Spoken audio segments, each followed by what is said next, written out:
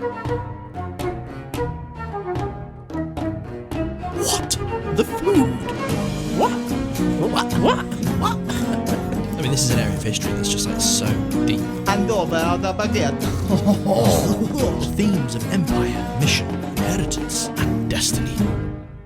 Hello and welcome back to What the Food. This is a podcast that aims to uncover the fascinating origin stories behind dishes from all around the world, both popular and obscure. My name's Miles, and as always I'm with Andy, and it's our mission to delve into history and to uncover the truth and the fascinating origins of a lot of the food that we eat. Today's episode is an adventure into the origins of pizza. It's round. It's delicious. It's cheesy. It's pizza. I'm excited. Yep, this is part one of a two-parter. Our first two-parter on What the Food. Buckle So, the fuck up. buckle Because this the is fuck gonna be wild. And you know what? I'd like to start off by playing a little game with you, Miles. I fucking love games. You ready? I'm ready. So we'll start with a wee little game I like to call Guess the Famous Person's Favourite Pizza.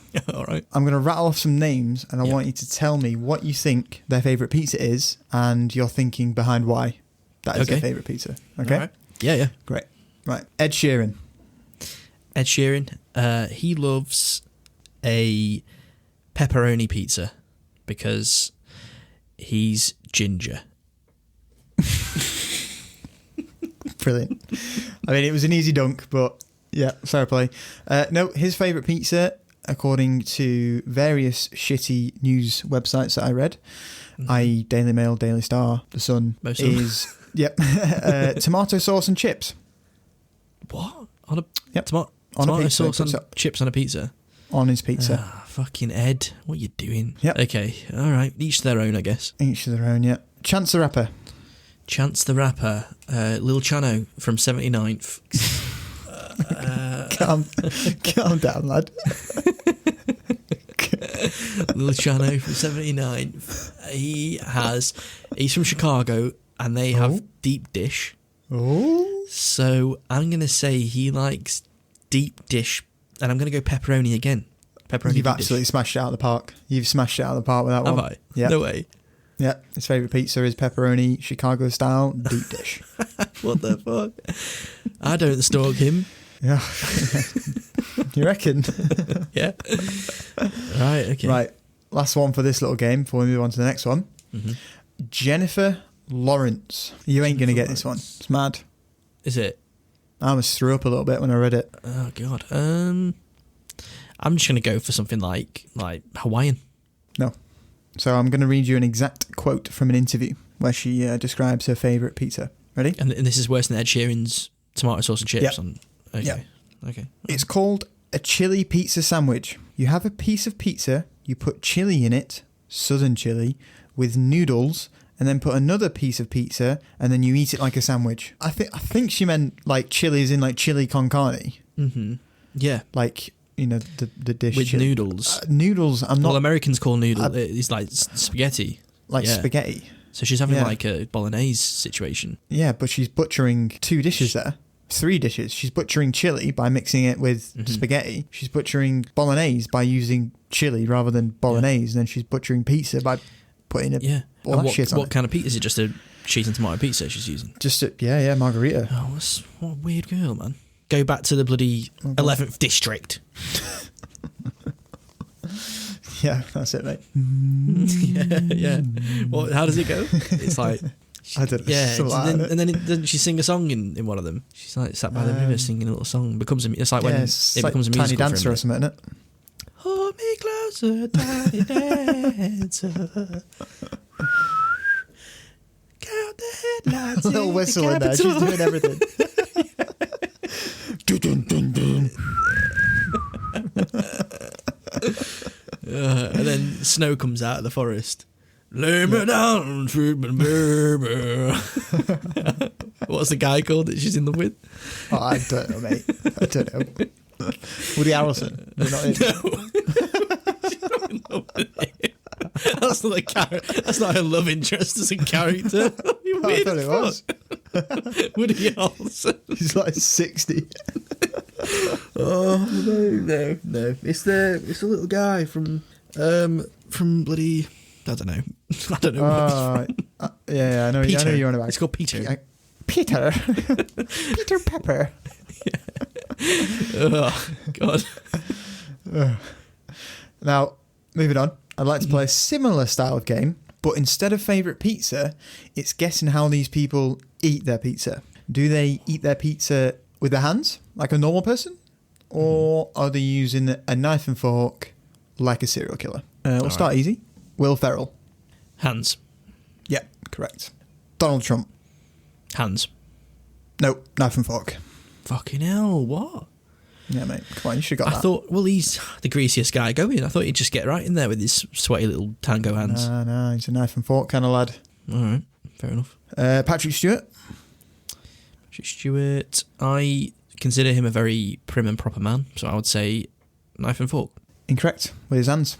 I mean, he's got to steer the bloody shit. So how's he going to do that with little greasy hands? He can use his knees. Captain, what are you doing? I had pizza for lunch. The last one, Matthew Lewis. The guy that plays Neville Longbottom. Ooh, I'm going to say hands. Knife and fork, I'm afraid. God, I got loads of those wrong. Yeah, you weren't very good at that, not going to lie. Fun stuff, though. I had a good time. Yeah. Do you like pizza? Big fan? Yeah, I love pizza. Yeah. Which end do you start eating at? It's not like this one again. You stumped me so bad last episode when you said that about the fucking fish. Oh, God. Yeah, I do. I really like pizza. No, answer the question, though. Which end do you start eating at? Just whatever's closest. No, I think I just grabbed the biggest piece I can see. Because I'm not eating fatty. Have you not seen that Donald Trump advert from like the 90s where he picks up a slice of pizza and he starts eating it from the crust? No. Have you not seen that? No. Why does he do that? He's like, is it part of the crust. ad, or is that just the way he does it? He's like advertising that. I don't know if it's Pizza Hut, but some sort of pizza chain. Yeah. And he says, obviously, like, welcome to whatever, the best pizza in wherever they are. Yeah. And he picks up the pizza and then he's like holding it. Like, you can tell he's like never really eaten a pizza before properly.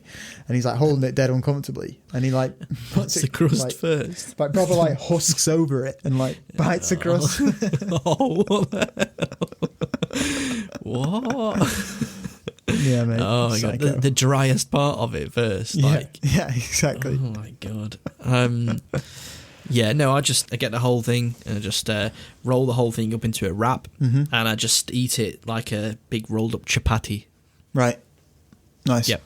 I do like pizza. I like all sorts of different pizza. And the thing is, like, I know Domino's isn't pizza. I mean, you're going to have, like, the die-hard pizza lovers. It is. Yeah, it is. It's its own style. It's its own style, yeah. I've never had, like a Chicago-style deep dish before. You've had the microwavable ones. I've had the cheap... Yeah, I've had the little cheap ones. And then, obviously, like, me and Joe went to Rome a little while ago and had... pizza in Rome, which was unbelievable. We had like a tuna fish pizza, which was like made with fresh tuna, like tuna steak, flakes. Yeah. Oh God, it was unreal. But yeah, pizza any day of the week. Someone wants a takeaway, yeah. I'm the first one there saying I wrote pizza. I would say that pizza is probably one of my favourite foods. You know. Wow, that is a bold statement. Yeah, I fucking love pizza, man. I fucking love pizza. Well, we're not the only ones. Pizza is the world's favourite fast food. No way. Yeah, the US alone consumes 3 billion pizzas every single year. That's over 9 pizzas for each person in America each year. Fucking hell. 9 pizzas per 9 person. 9 pizzas every per year. person each year. My God. Safe to say, pizza is a global phenomenon enjoyed by all walks of life and all times of the day. But as we will see, this wasn't always the case. What? So aligning with its global appeal, pizza's origins are equally as global. Now, obviously, Italy, no doubt, has a very strong claim to the pizza origin story, but many other nations out there also claim to have been the food's birthplace. Really, you have to ask yourself a simple question. Mm-hmm. What makes pizza a pizza? Are you actually asking me? No. Oh. There are some people... No. It was rhetorical. My bad. So there are some people who take the stance that a pizza is any flatbread that is topped with various toppings. Okay. If you take the stance, then pizza is old. Food historians claim that the first discovered existence of this definition of pizza, so a flatbread that is topped with various toppings, seems to be from around the Neolithic period. Wow. Now, the Neolithic period ran from 10,000 BCE to around 4,500 BCE. So we are talking old, like Stone Age type shit. Yeah, That's how integral pizza is to life, that people were busy inventing it rather than learning to wash their hands properly and fucking building proper houses. People were too busy making pizza. You know, people walking around, stone axes in one hand, pepperoni pizza in the other. Beautiful scenes, what a life. Yeah. Stuffed crust, pizza in the other. Yeah. Fucking kid walking around with hot dog crust. Hot dog stuffed crust. Yeah. Cheeseburger topping pizza. Burger sauce and gherkins as well. That's an abomination, that. An absolute abomination, yeah. So the evidence for a pizza type dish from this period is the fact that agriculture was born during this time. Right. You know, man began to cultivate selected plant species such as wheat, barley, legumes and flax. You know, now using their harvest, they would then grind it up and make stone-baked polenta made up of roasted and ground cereals, or they would bake unleavened bread, which is basically what pizza is.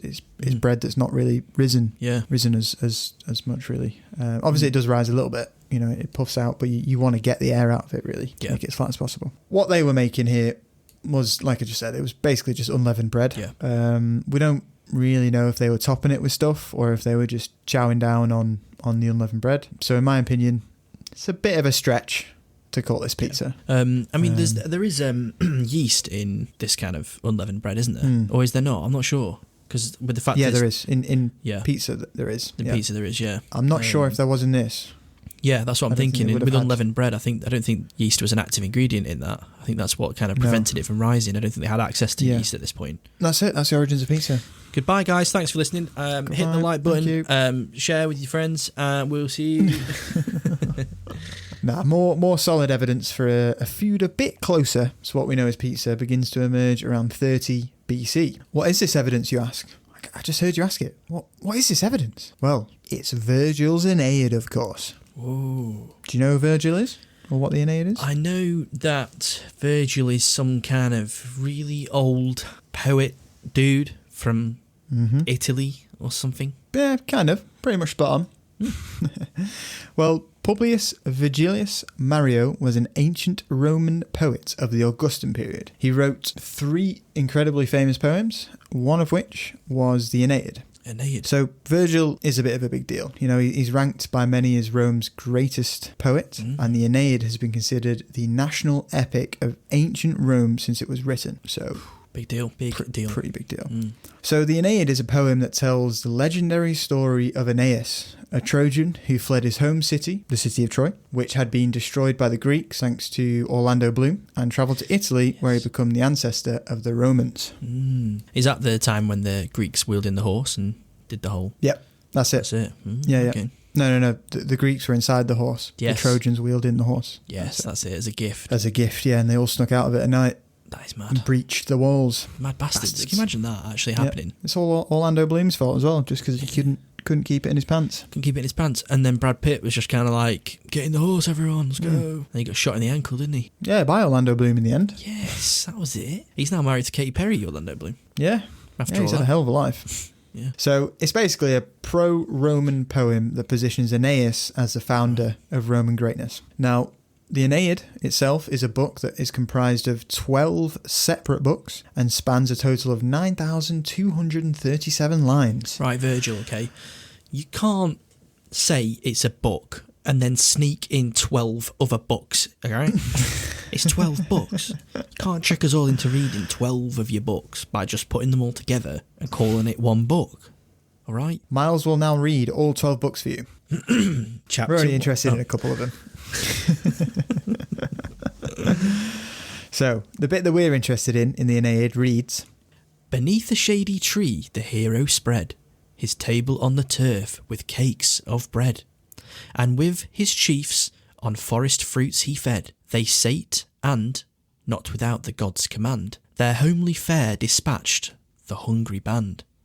Invade their trenches next, and soon devour, to mend the scanty meal, their cakes of flour. Ascanius this observed, and smiling said, "See, we devour the plates on which we fed." So they very eat interesting. their own. They're saying we ate the plates, man. Well, they're saying that, but are they eating the plates, or is that a play or a nod to the fact that pizza doesn't need a plate, does it? You eat the plate. That's what I'm saying. The plate is the pizza base. They're saying Exactly. you folks are all bloody washing up your crockery, and I'm here eating my plate. Yeah, See ya. exactly. Cakes of bread as well. Cakes of flour. Could that be a nod to pizza? Round, To mend the scanty meal. So to mend it means that they're fixing. Scanty meals might mean not much going on, bit crappy. So to mend the crappy meal, they're eating cakes of flour. Yeah. Yeah. So, I mean, it could go all the way back to sort of 30 BC, all that way. Now, if this is indeed pizza, then this would mean that pizza was knocking around when your mate Jesus was doing his thing. Yeah. Which is pretty mad to think, isn't it? Yeah, definitely. Anyway, this isn't the only evidence we have of topped flatbreads from around this period. So obviously now, we're only dealing with the definition that a pizza is a topped flatbread, is a flatbread topped with ingredients. That's the definition that we're dealing with at the moment. Okay. We've got evidence that Persian soldiers baked flatbreads with cheese and dates on top of their battle shields during the 6th century BC, which is pretty fucking cool to think about. Dates and cheese. I mean, is that a winning combination? Not sure. I don't know, but cooked on their shields is cool. Yeah, innit? I remember ages ago, my dad used to work when he was working in Libya in the desert. Said that him and his mates a few times cracked eggs onto the bonnet of the Land Rovers they were driving. The heat of the bonnet would be enough to cook the eggs. They'd actually eat the eggs. That's bad. But I mean, I wonder what they were doing with the shields. I wonder where they were getting the heat from. They weren't shoving their shields in an oven, were they? Yeah, they might. Well, no, they might have been putting the shields over a fire. Yeah, and just cooking it from beneath. Yeah, exactly. Because the shields would be made from iron, weren't they? So they're not going to burn or anything. They'll have to be a super high temperature to melt. So it wouldn't melt. But I wonder, in the back of shield where you kind of put it, I thought there was like sort of a leather element to it, where you put your arm through to hold it. That would probably be where they put the flatbread. They'd probably put it like shield side down, wouldn't they? Like front side down. You've just completely smashed the face in of an enemy soldier, and then you just wipe the blood off it. Make your delicious pizza on it. Oh, you got a bit of something there, mate. Bit of blood on there or something. Oh, sorry. Yeah. So that's ancient Persia. In ancient Egypt, we have topped flatbreads by the name of fita. Fitar. In ancient Greece, we have topped flatbreads by the name of pita. In ancient Rome, we have topped flatbreads by the name of panis focaccius. Yeah, focaccius. I mean, even in ancient Babylonia, we have evidence they were eating this type of food when they were active. There's all sorts of evidence for this definition of pizza coming from around this time. Well, it goes back to that thing that we always talk about, where it's like, is this a sign of the same thing spreading throughout the world, or is it just that people are simultaneously discovering the same way of cooking dishes just out of what they have available? There might not be any sort of connection between them. It might just be coincidence that they're all sort of cooking a similar style thing at this time. Yeah, well, I think at this point a lot of those places are connected. Rome owns half the country, half the world at this point, so we'll have connections with Greece, Egypt, so it could have spread that way. And obviously Persia had dealings with Greece, it could have spread that way. But yeah, you're right. I mean, it could have been that people just discovered it at the same time in different areas of the world, because you don't really need any specific type of ingredient, do you? No, any exactly. like niche ingredient. It's just things that everyone's got access to already, kind of thing, isn't it? Yeah, exactly. But all of this is all well and good, but to be honest, I think it's safe to say what these kids were eating back then was nothing like our modern day definition of pizza. So if you look at most definitions of pizza, you are met with the following outcome. A large circle of flatbread baked with cheese, tomatoes, and sometimes meat and vegetables spread on top. Simple. That's a pizza, isn't it, really, to us? Yeah. So if we go by this definition, then cheese and tomatoes are an essential part of what makes a pizza a pizza. So let's roll with that on an earth when the triumvirate of pizza was first tasted by us damn dirty apes. Naples. Nipples. What comes to your mind? Oh. Round, luscious little Tic Tacs. Sorry, what were you saying? Did you say, what did you say? Naples. Shit. No, nipples. You were right. Oh. You were right. Okay, what do I like about them? What do you like about them? They are hard sometimes. Sometimes they're soft. All right. Sometimes they're inverted. Sometimes they're wide. Right. Sometimes they're thin.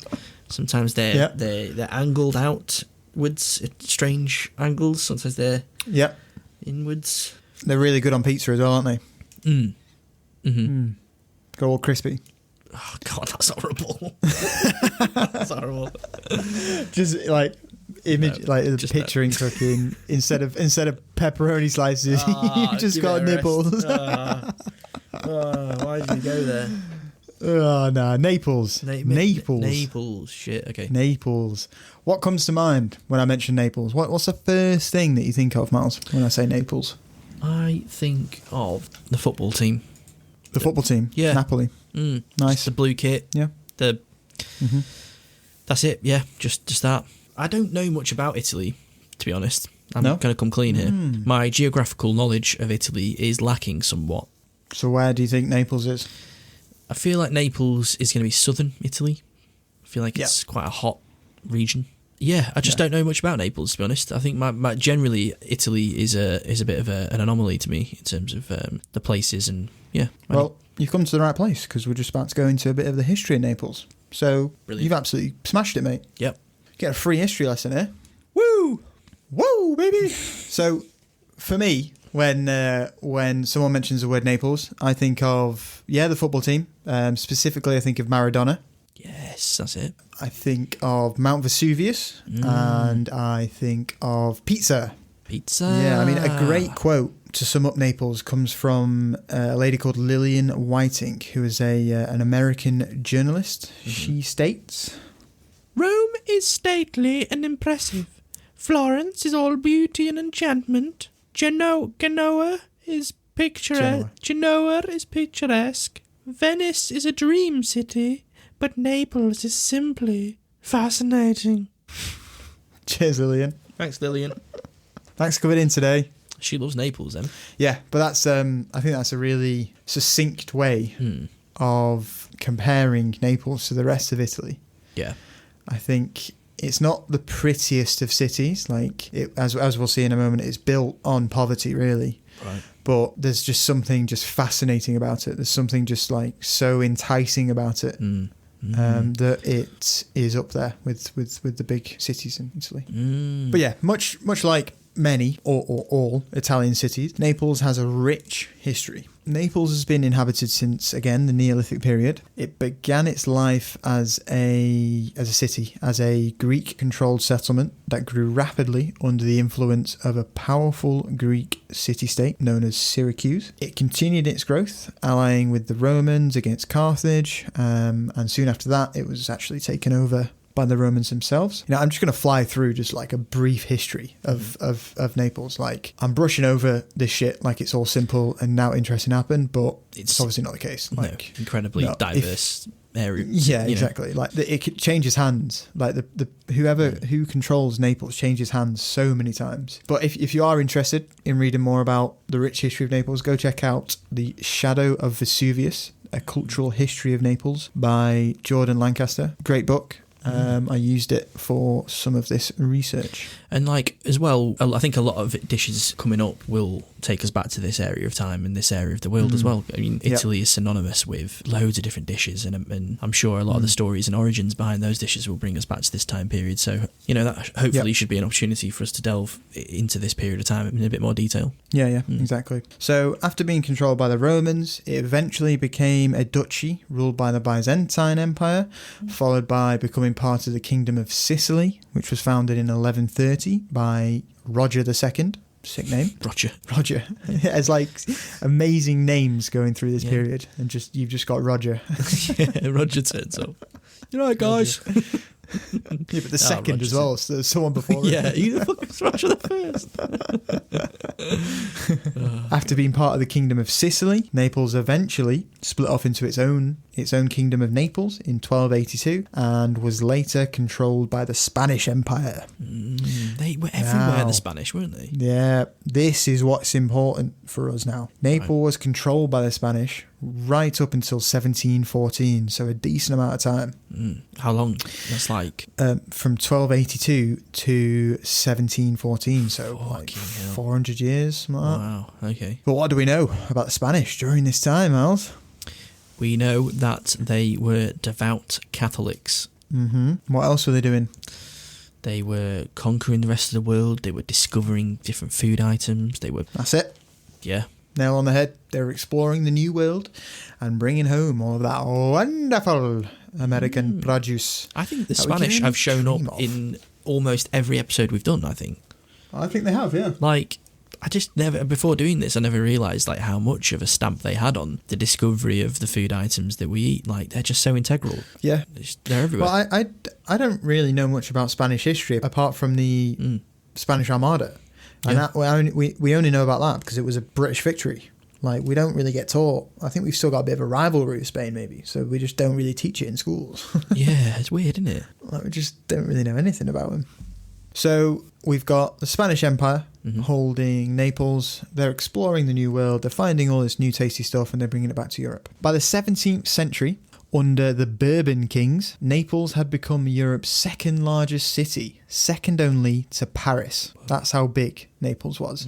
Also, the Bourbon kings were officially called the House of Bourbon and were a European dynasty that ruled various parts of Europe since 1272. So like a legacy, basically. You know, a lot of the kings of France were from this house, like Louis, all sorts of Louis. Shit. Okay. Every French king is called fucking Louis. So anyway, this period of rapid growth for Naples ultimately led to some serious issues within the city. You know, you've got an explosion of population. Like it's Paris is big at this time, 17th century, but Naples has just become the second largest. So you can imagine how many people are there. Yeah. Buzzing. The explosion of the population left a lot of people living in abject poverty, just because the city's infrastructure just couldn't keep up with the rising population. Not enough jobs to go around, not enough food. People get pushed to the outskirts. You get poor communities and ghettos and stuff. Yeah, exactly. Not enough jobs, not enough work, not enough houses even. Like they couldn't put up houses quick enough. Yeah. Food was a problem. Yeah, exactly.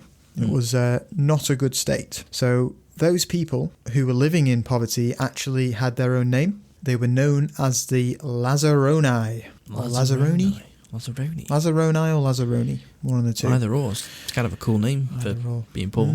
Cool name, but these guys are the poorest of the lowest class in the city. Jesus. You know, these guys are literally the poorest of the poor. You can't go any lower, or you couldn't go any lower than the Lazzaroni. Were they living in houses at this point, or are they? No, they're just like living in the street sort of thing, like So the way that they actually got their name. The Lazzaroni was because they spent a lot of time in the hospital of Saint Lazarus, which was like their refuge. It was kind of like a hostel where homeless people would go. So that's where the nickname came from.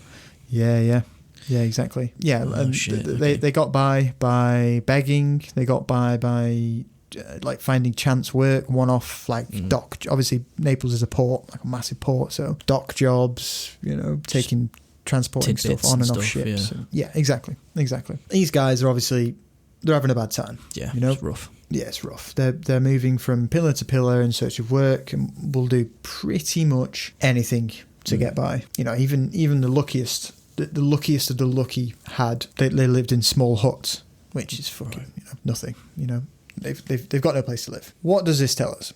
Well, it tells us that they didn't have a permanent residence. They didn't have a kitchen to make food out with, and they didn't have any money. So what are they going to eat? Well, what food is cheap and can be eaten on the street and is sold on the street? Dominoes. Enter stage right. Pizza. So they're eating pizza, these guys. This is... Well, yeah. So how are they cooking it if they're living on the street? Well, no, they weren't. Oh, they were just buying it from street vendors. Exactly, yeah. So pizza was born out of peasant cooking. Wow. It was born out of a necessity for people who could not afford the luxuries of the rich. I guess with a pizza, it's quite economical, isn't it? Because you get it into slices, and everyone has a slice, and you've then kind of had a bit of carbs with the base. You've had a bit of protein with like any meat that's on the top. You've had a little bit of vegetables with a tomato sauce or any other vegetables on the top. It's kind of like a little bit of a balanced meal in a segment, isn't it? In a way. Yeah, and you can eat it quickly as well. You don't need a knife and fork for it. You can eat it standing up. You can eat it sitting down. You can eat it on the go. Yeah, it's the perfect food really for these people. But yeah, I mean, it was born out of a necessity, and I think, to be honest, we'll see this time and time again with foods that we explore. You know, necessity is the mother of invention.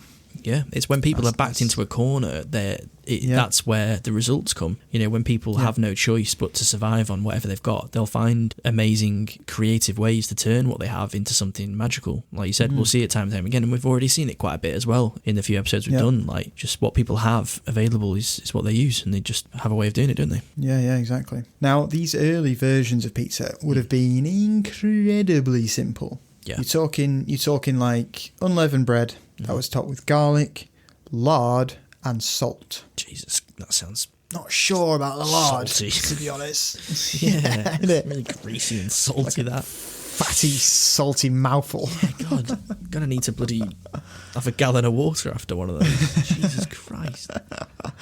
Yeah, I mean, I'd try anything once. Yeah.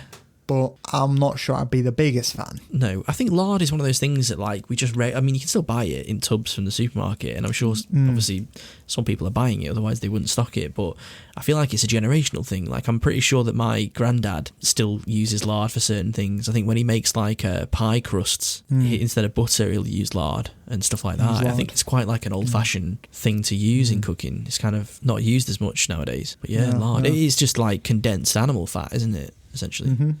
Yeah. Well, it's like if you ever cook like bacon and leave the pan on the fryer and come back to it for like an hour or 2 hours when it's cooled down, that's all fat there and it goes like white, isn't it? Yeah. And you're just buying a block of that wrapped up. Yeah, and you just put it on a teaspoon and just put it in your mouth. Yeah. Oh my God. It's so horrible. Oh, that makes me feel instantly grim. No. Do you know, like, when I went to visit my grandma once, rest in peace, she was cooking sausages, right?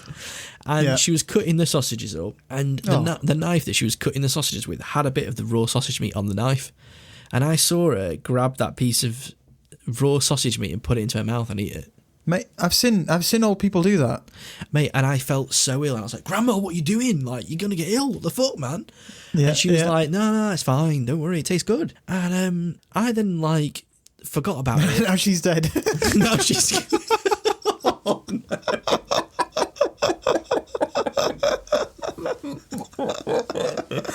Oh, I'm sorry. I'm so sorry. Don't eat the sausage meat, kids. Oh my God! I can't believe you just God! It was only last year, lad. I'm sorry. Couldn't go to a funeral because of COVID. Oh my God! Anyway, that isn't what killed her, thankfully. No. But anyway, years later, I remembered it, and I was like, "What the fuck?" And I ended up like doing a bit of a Google search, and then there was these two old women on. Yes, that's what I'm talking about. That's what I watched. Is it Good Morning Britain or something with some? Yeah. This Morning, with, I think it was. Holly Willoughby and shit. Yeah, and they're talking about the fact that back in the day, they used to put raw sausage meat onto 2 bits of bread and eat it as a sandwich. They used to eat raw sausage meat. Yeah.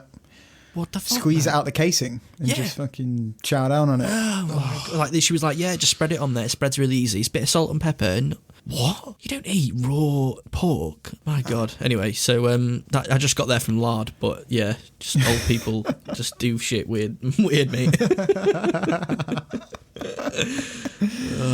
So anyway, they're spreading lard on these pizza bases then, aren't they? Garlic, lard and salt.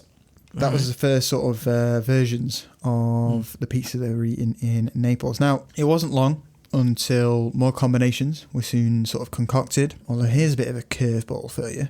For you. Get this down you. The first cheese to make it onto a pizza was made from which milk? Which do you think? Which animal do you think? I'm going to go for a weird one and say goat's milk. Goat's cheese. Close. It's got 4 legs, but it's a horse. Gorilla. Oh. Gorilla. They don't Gorilla have 4 milk. legs. Yeah, they don't. What the fuck was that?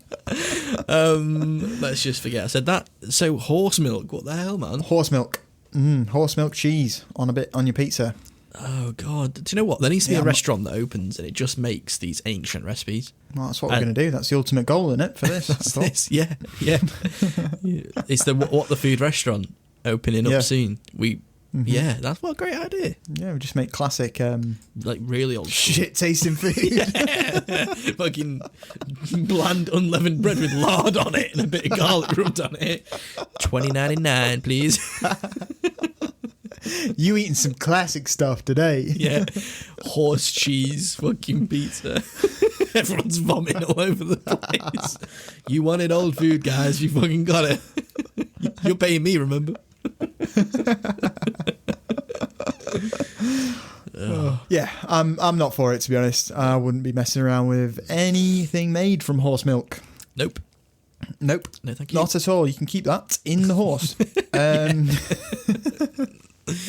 You know, there were other toppings, you know, stuff like anchovies, basil, basically whatever was lying around. I can fuck with all that. That's I fuck with anchovies on pizza, 100%. It's salty though. Yeah, it has to be good, I think, like a good pizzeria. Because if you were to get a anchovy pizza from, say, a Turkish takeaway in the centre of town, I imagine that also does fried chicken and burgers and doner kebabs. Yes. I imagine it's getting the best quality anchovies. They're going to be quite heavy-handed on the anchovies as well, I imagine. And you might as well just eat a salt lick. So these pizzas were sold from street stalls, firstly, rather than proper pizzerias, and it was basically like kind of like a street food market. You know how like when we were growing up, there was literally no street food markets whatsoever. Yeah. Like obviously we didn't really grow up in a big city, but I don't really remember visiting like Leeds or Manchester or even London and seeing street food. It does feel like a more modern thing. I mean, like, yeah. There's been farmers markets in the street for a long time in Britain, of course. but that's just like farmers bringing their local produce to the street once a week, every Sunday or whatever. But in terms of like what you're saying, like a street food market that's selling food from like world food. Yeah, I don't think. Yeah, we've kind of gone like full circle almost. Yeah. Anyway, for the richer folk living in Naples, the fact that they were sold pizzas were sold out of street stalls further cemented the fact that pizza was a poor man's food, and it was quickly identified as vile food fit only for the unwashed Lazzaroni. See, I think they're bullshitting there. I think the rich people are saying that to just fucking feed their own egos. But I reckon behind closed doors, they're all sending out servants to the fucking downtown to pick up pizzas and bring it back to the palace. Because pizza just is nice. Like, in its simplest form, it's decent. And I think, I don't know. Well, you got to remember, this is horse milk pizza. Oh, yeah, true, actually, yeah. Yeah, withdraw the servants. I don't want it. Yeah, true. Can you think of a modern example of this? Like, can you think of a modern day food where the rich turn their nose up at it? I guess you'd say stuff like finger food in general. You know, like pizza, burgers, and chips. I think in certain parts of the world, you'd find rich people saying, "I don't eat food with my hands. I don't eat burgers that I pick up with my hands and pick up greasy chips." Like, there's probably people that have that opinion, 100%. I think rich people are changing though, aren't they? Like a rich person, when someone says, "Can you think of a rich person?" I think of like Elon Musk or like Mark Zuckerberg. Yeah, true. And I think they wouldn't really turn their nose up at a burger and chips or... Yeah, you're probably right. Yeah, like more of a modern rich person. So I actually came across a great quote from a book called Le Coricolo, which was published in 1843 by a Frenchman named Alexander Dumas. The book outlines the trip he made from Rome to Naples in 1835, and it's quite a long quote that I've got, but I think it's a really good description of the Neapolitan city, its inhabitants, its customs, and in particular pizza. So here's what Alexander had to say about the Lazzaroni and the pizza in particular. The Lazzaroni usually only eats two things, pizza and cocomero, which is watermelon. The rest of the time, the Lazzaroni eats, as we have said, pizzas and cocomero. Cocomero in summer, pizzas in winter. Cocomero all summer. Just nothing but watermelon. Fucking hell. Jesus Christ, you'd be gagging for pizza in the winter, wouldn't you, by then? You would, wouldn't you? You'd gagging for something salty. Yeah. Okay. Pizza is a kind of talmous, like it is made in Saint Denis. It is round in Denis. Yeah, because he's French, this guy. Saint Denis. Yeah. It is round in... Saint Denis. No, I could have said that more English if I fucking tried. Oh my god. It is round in shape and is kneaded from the same dough as bread. It comes in different widths depending on the price. A 2-farthing pizza is enough for a man. A 2-penny pizza should fill a whole family. At first glance, pizza seems a simple dish. After examination, it is a mixed dish. The pizza is with oil, the pizza is with bacon, the pizza is with lard, the pizza is with cheese, the pizza is with tomatoes, the pizza is with small fish. It is the gastronomic thermometer of the market. It increases or decreases in price according to the price of the above-mentioned ingredients, according to the abundance or the scarcity of the year. When the fish pizza is half a grain, the fishing has been good. When the pizza in oil is one of grain, it is because the harvest has been bad.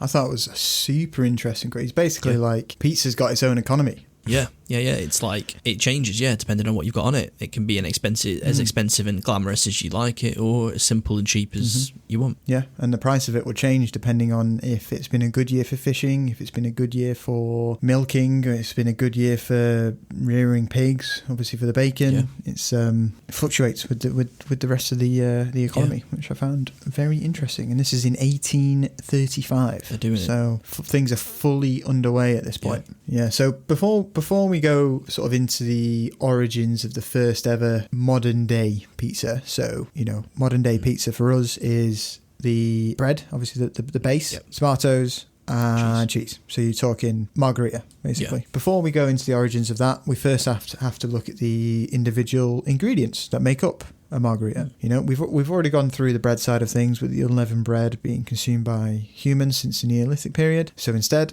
let's focus on the other 2 parts. Tomato and the cheese. And the cheese. Right, we'll start with tomatoes, shall we? Yes, please. Do you like tomatoes? I do. Just pop them in your mouth? Yeah, I just eat tomatoes. I slice them up. Yeah, me too. Salt and pepper sometimes. I have them on sandwiches. I bake them sometimes. I play with them in my mouth and I eat them. But I do like pizzas. Pizzas, I do like... Pizzas. Oh god, I'm having a brain aneurysm today. I am, but no, I do like tomatoes. Yes, you do like tomatoes, right? Do you? Yeah, I love them. Absolutely love them. Like you said, bit of salt, boom, ting in my mouth, please. But that wasn't always the way. People of living in Europe didn't always like tomatoes, as we will see in a moment. Tomatoes first arrived in Europe from South America by way of the Spanish conquistadors. Remember that Naples is controlled by the Spanish at this point, so it's almost certain that the existence of tomatoes was known by the locals. Now, much like other New World imports that we've seen, Europeans were initially unsure about tomatoes and their usage. They basically thought they were poisonous. Right, okay. Which, to be fair, if you've never seen anything like a tomato before, I could kind of see how a bright red thing could be seen as poisonous. Yeah, and you could open it. It's kind of got this weird inside that's got these 2 gooey bits either side and a little stem in the middle sort of thing. Yeah. I get that. Like bright red, kind of like them fucking, dart frogs or whatever they're called. We're kind of wired to be wary of brightly coloured things, aren't we? Definitely. Yeah. So because of this, after they arrived in Europe, they spent the better part of 200 years being grown for ornamental purposes in herbalist gardens. They were not readily consumed. So they're used as like florists and gardeners to make it look nice. Yeah. Okay. And sometimes used in like potions and shit like that. So extra speed potion, please. Plus 7 speed. Nah, people were definitely making potions at this point. Yeah. They were just the word potion. Yeah, innit? Just got magical connotations. Like, people are rubbing sunflowers on their head to cure baldness at this point. Yeah. This is a weird time in history. Yeah. So, a quote we have from Flemish physician. Flemish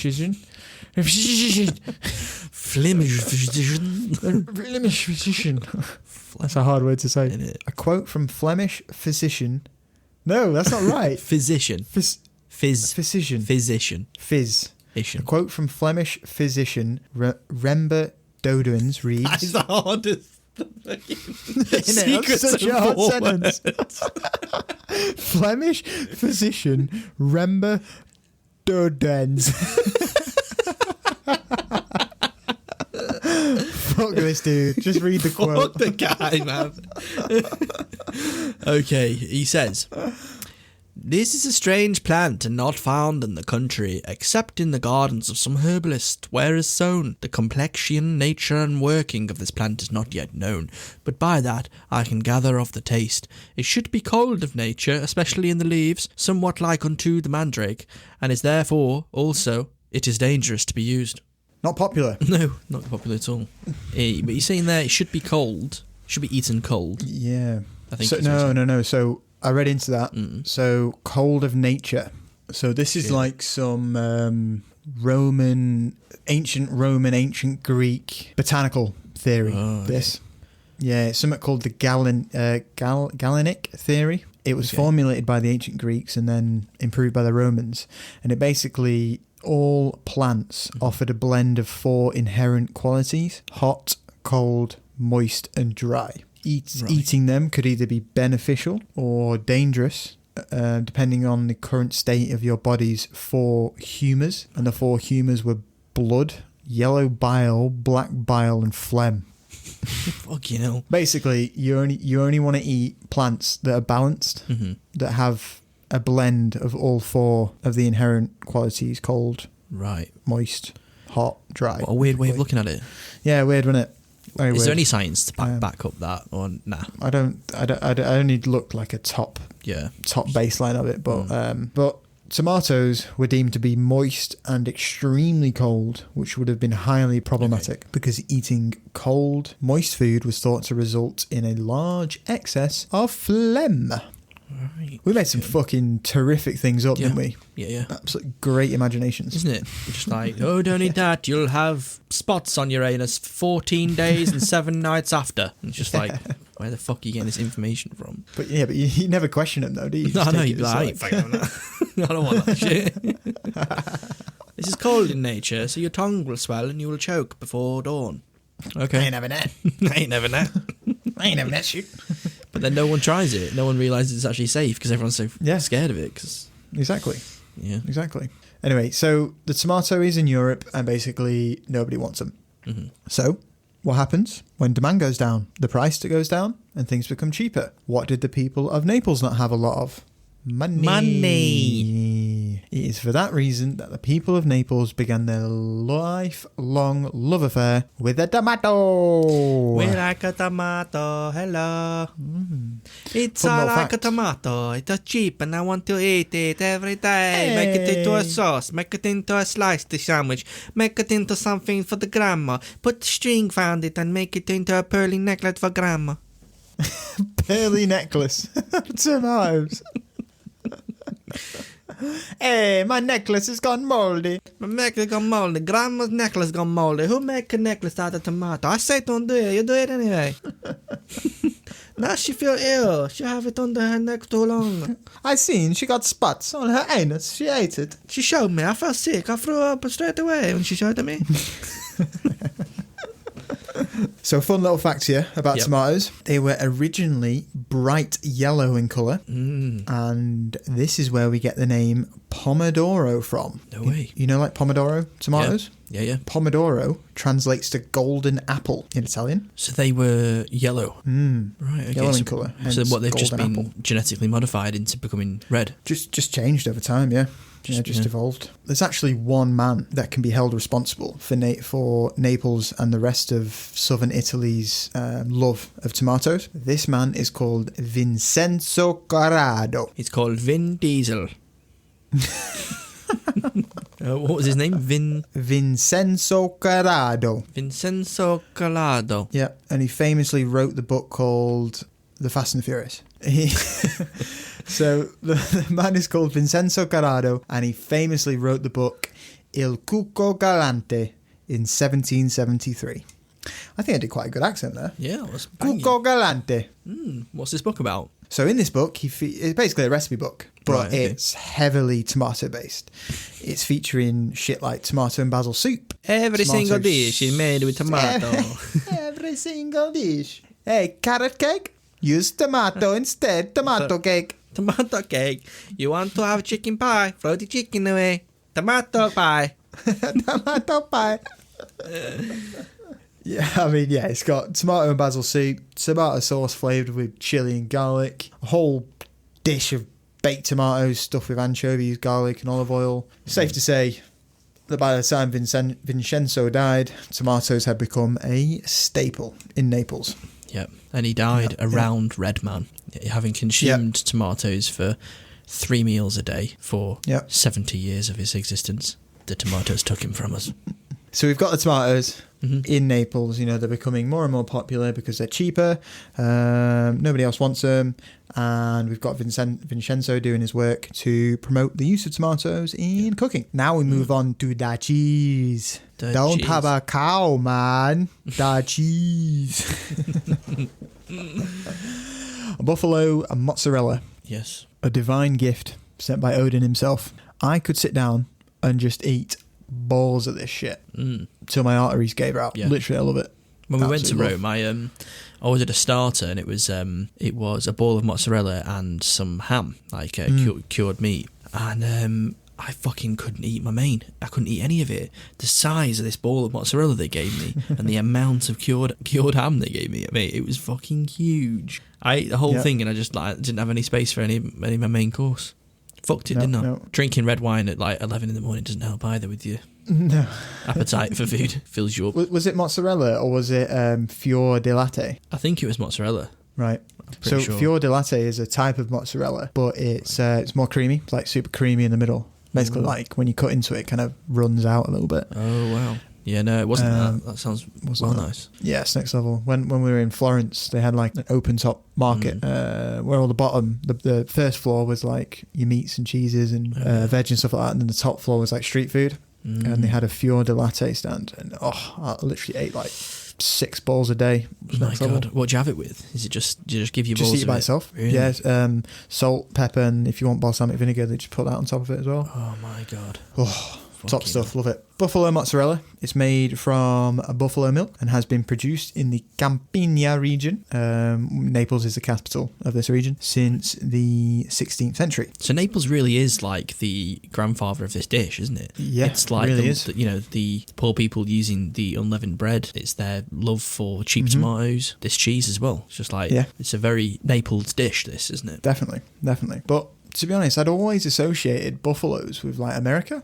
And that they must have been brought over from the New World at some point, but this just isn't the case. I just obviously just had something incorrect in my head. Legend has it that the buffalo were first introduced to the island of Sicily by the Arabic conquerors of the island in AD 827. So in the year 827, the Arabs conquered Sicily, and with them, they brought with them the buffalo. Right, okay. Yeah, so the Arabs actually had like a huge impact on Sicilian agriculture, and the raising of the buffalo was one of them. So they brought buffaloes over? Yeah, on the little ships. So, I mean, buffaloes are pretty big animals. Like, pretty big, yeah. You know, they're all packing up the ships ready to go and invade Sicily, and one guy's like, I just want to bring a couple of buffaloes with me, if that's all right. And they're like, bro, we don't have any space for the buffaloes.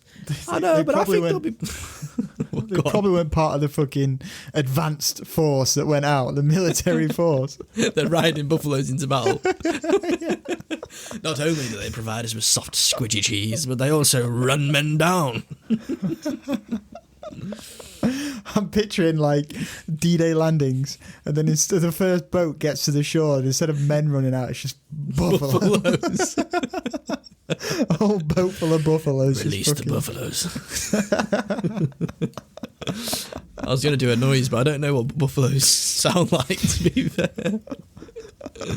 I couldn't tell you. So they bring over these buffaloes on the ships, taking up all the space. Taking up all the space. Leave the women, leave the children, Yeah. bring the buffaloes. Bring the buffaloes, that's most important. But when the Arabs were subsequently conquered by the Normans and pushed back to the mainland of Italy, with them, they brought with them the buffalo. So even when they were getting the fuck out of Sicily, they made time to make sure that the buffalo were on the ship.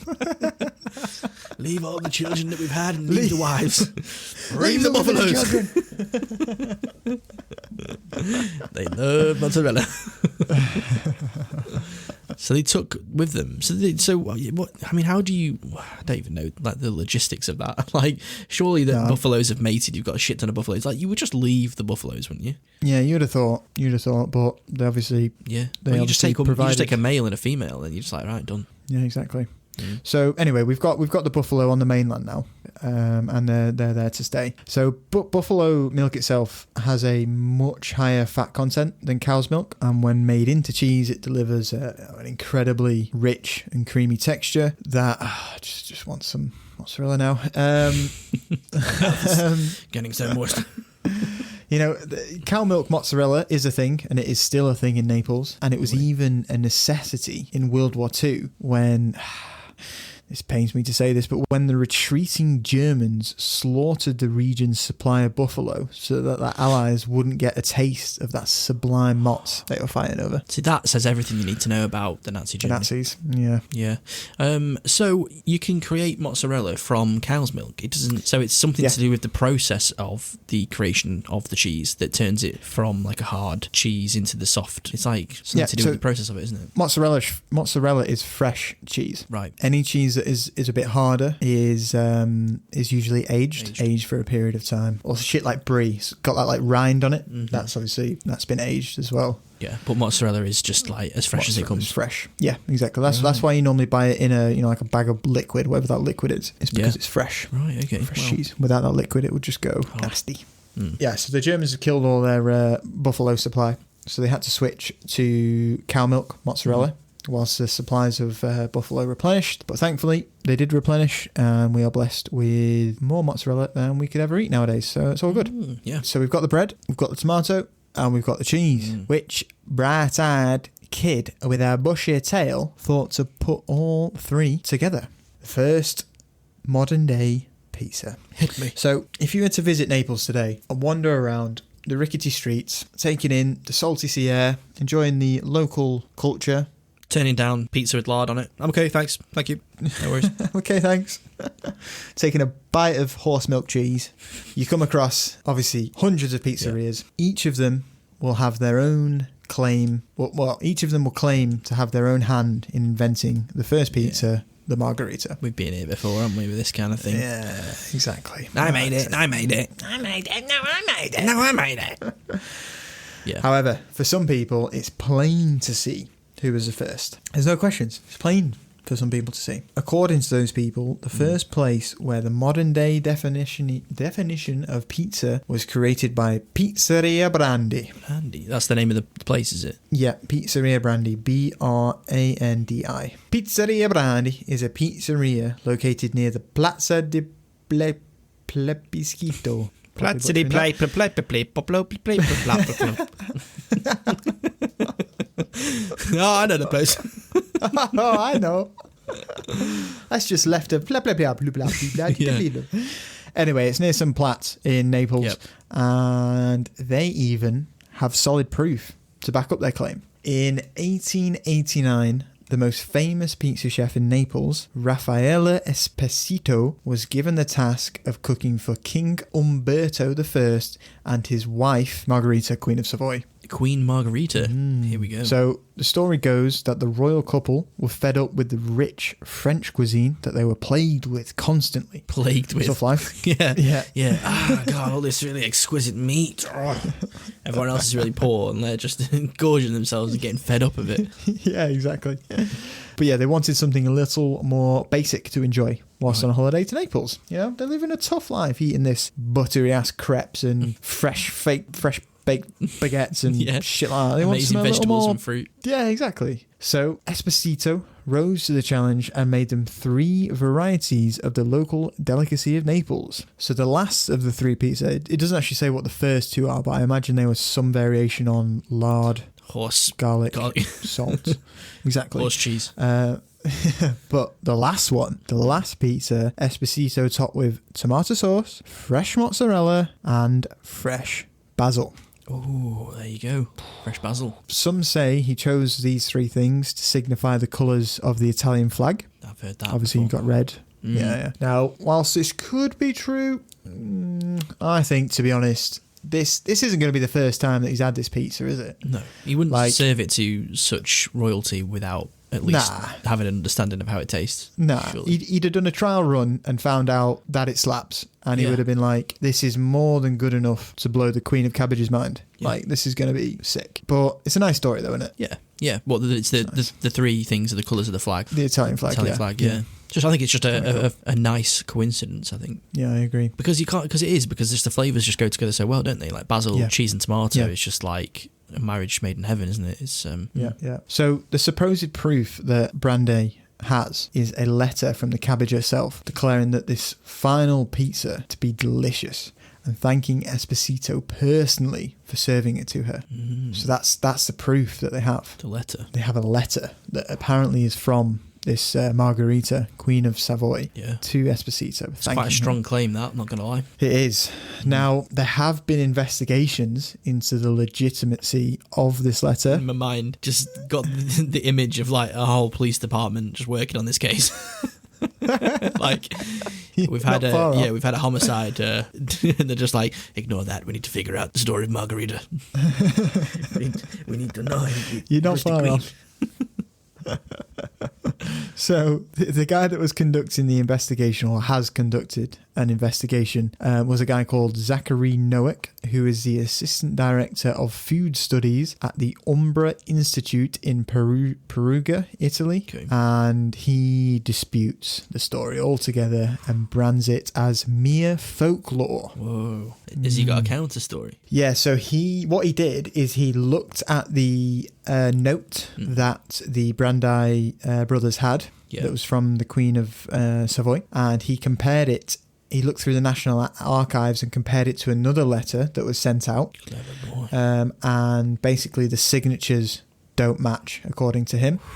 Forgery. He said that even the royal seals and the royal stationery in use at the time are not the same as the one found in the letter of Esposito. Fair enough. That's a pretty good counter argument, isn't it? Yeah, but the owners rebuked that claim and said that the letter was written by one of the assistants of the Queen, not the Queen herself, and that is why they were different. And she picked up the wrong Sort of seal. an ongoing. She accidentally got the wrong seal. Oh, bloody cabbage! Come on, Cabbage assistant. Now, Noack concludes that the legend was most likely propagated by the brothers themselves, the Brandi brothers, who own the pizzeria today, sort of as a way to make the pizzeria stand out. You know, during the Great Depression in the 30s, and just to make it more of a tourist destination as well. Because exactly. If you're the birthplace of modern day pizza, you're going to get a lot more foot traffic. Yeah, massively. Just another pizzeria from the shop. So you can kind of see why they would do it, but it seems like we'll never really know. To be honest, no, it's one of those things you just can't. There's no way of actually figuring it out, really, is there? I don't think it matters too much because what we do know is Naples was definitely the birthplace of modern day pizza. Yeah. We've got all the cards have lined up. We've got every single ingredient there, and we've got people using the ingredients in a way that makes sense in terms of what pizza is. So we've got the first modern day definition. You're turning Italian, you are. Definition. So we've got the first modern day definition of pizza being made by the people of Naples. Yep. But how does pizza go from being the food of the poor Lazzaroni to being one of the most popular foods around the globe? How? Well, we'll get into that, the origins of some of the more popular pizzas we enjoy today, and more next time on part 2 of Origins of Pizza. Whoa. Yeah, I did try and fit it all into one episode, but too much, man. as we'll see, too much, and there's just fascinating stories. Like, Yeah, I bet. there's even going to be mafia involved in God. the next episode. So shit's about to get real in Yes. episode 2. What a great place to leave it, though. Like, we have the birth of the pizza as a dish in Naples. We understand why, and we know all the different elements of it that make up the pizza and how they've all been married together. What a good place to leave it. Come back to, so we're going to explore the different styles of modern pizza, are we, in the next episode? Yeah, well, we're going to see how pizza goes from being sort of a food of the poor and how it, goes from sort of quite an insular dish where, people in Milan were not eating pizza at this time. No. It had not even spread that far. Really? The rest of Italy were not eating pizza. So it is just It's in Naples at only this point? Naples. Yeah, Wow, exactly. okay. And I don't want to spoil too much, Yeah. but it spreads to another place before it even spreads to Milan. Say no Another more. place miles away, hundreds of miles, thousands of miles away, No way. before it spreads to Milan and becomes popular in Milan. Bloody hell. Yeah. Right. Bloody That hell. was bloody interesting. Good top-notch research there, Andy, as always. Cheers, mate. And mate. top-notch Thanks for listening from me. Yeah, you're really good at that. You're getting fucking impressive. It is something I've had to practice. Just sitting here and just absorbing the information and saying the right thing. It is tricky, but I'm getting there. You're getting there. Yeah, that was really cool. I actually, for a dish so popular and that I've eaten so many times, I actually knew very little about it, about where it comes from. So that was very eye-opening. The great thing about this podcast is the next time you eat something, you don't just fucking shove it in your mouth. You actually just look at it for a second and be like, I know the story behind this bad boy. I know the story behind this. Yeah, Raphael Esposito did me a solid. Yeah, inventing absolutely. this back in 19th century. So thanks for listening, guys. I hope you enjoyed that one again, and we'll be back with episode 2 very shortly. Keep an eye out for our new restaurant that we're opening, where we're going to be making all sorts of really ancient, horrible, nasty, disgusting dishes that you can pay lots of money to come and try. Like lard garlic pizza and horse cheese. Available on Deliveroo. Yeah, Deliveroo. Oh my god! So now we've got to let it travel for half an hour as well. The state of it when it arrives. Oh my god! You're gonna get all that the fucking moped drivers like, what the fuck am I delivering here? What the fuck is this? Just the stench coming from the back of his bike. Fucking braised horse head. Yeah, braised horse head to flat form. He's got a fucking trek upstairs and deliver it. Oh my god. We don't even wrap it up, just pass him the head. Yeah. It's authentic, okay? Oh my god. So yes, thanks again for listening, guys. We hope you enjoyed, and we will see you soon. Bye for now. Bye.